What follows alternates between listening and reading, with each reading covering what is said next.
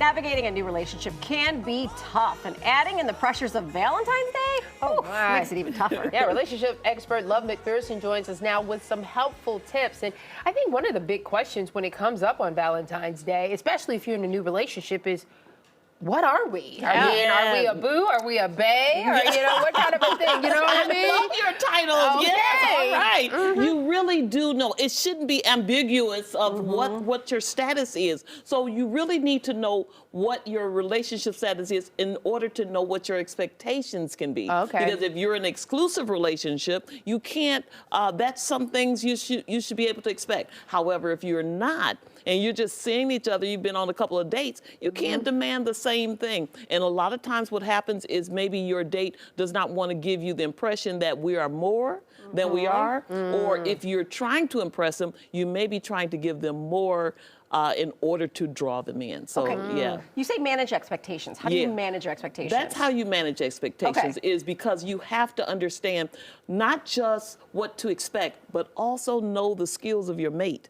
Okay, because Johnny ain't gonna wake up knowing all the romantic skills if he didn't know it on February 13th. Okay, if he didn't have money on February 13th to get you big expensive gifts, he probably won't have it on the 14th. Yeah. So understand what your mate is capable of doing, and not have unreasonable expectations and demands on somebody who may not has not a romantic bone in his body, but just kind of he loves you. Or she loves you, but just really not, Romance. Let's go back here for a second. When we were talking about know your relationship status, is it as simple as saying, okay, hey, what are we doing here? Or how do you have that conversation?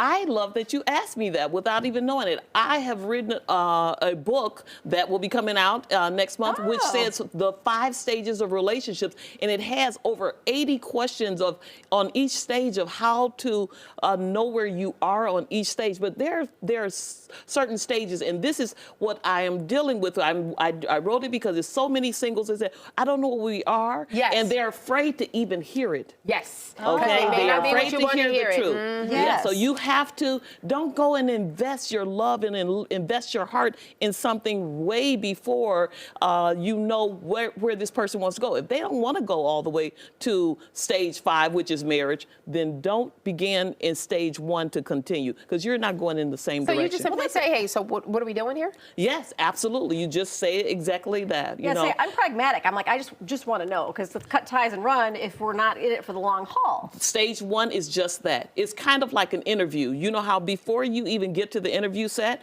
they ask you the question. They say, hey, can you work weekends? Before we even let you come in for this interview. If you say yes, you come in. Yeah. If you say I can't work weekends, okay, well, pre-interview, you don't even get to the desk. Okay, and so in that case, you don't just ghost someone. You just say, look.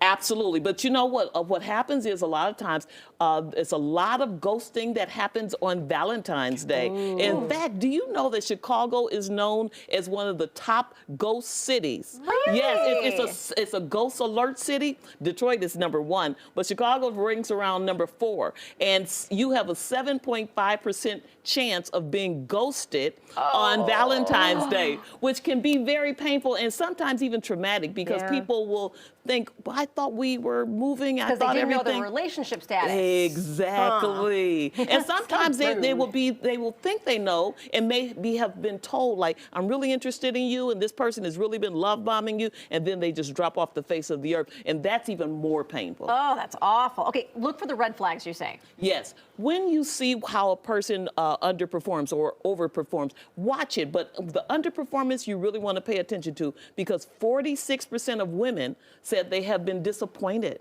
on Valentine's Day. But so watch that. And if the person does not go out of their way, no matter what their mouth said, look at how they respond to you.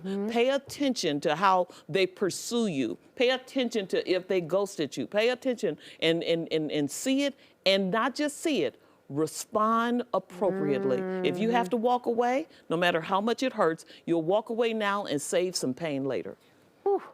We just said a whole And I would bunch say, there. too, you don't need to change your desires. If you No, want no, something no. on Valentine's, you ask for it. If you don't get it, that's when you walk away, right? Absolutely, absolutely. And Yeah, but don't go out asking for a mansion No. or a Lamborghini or But something I'm like, like that. I don't. you know? I would hate for somebody to like want something in a relationship and not get it and be like, well, maybe he'll be better down the road. You and know? that's when we go back to what is he a bit capable of doing? Is this even the appropriate time to do it? Mm-hmm. I've been married 40 years. If I need to ask my husband for a Lamborghini, I will. Okay, so.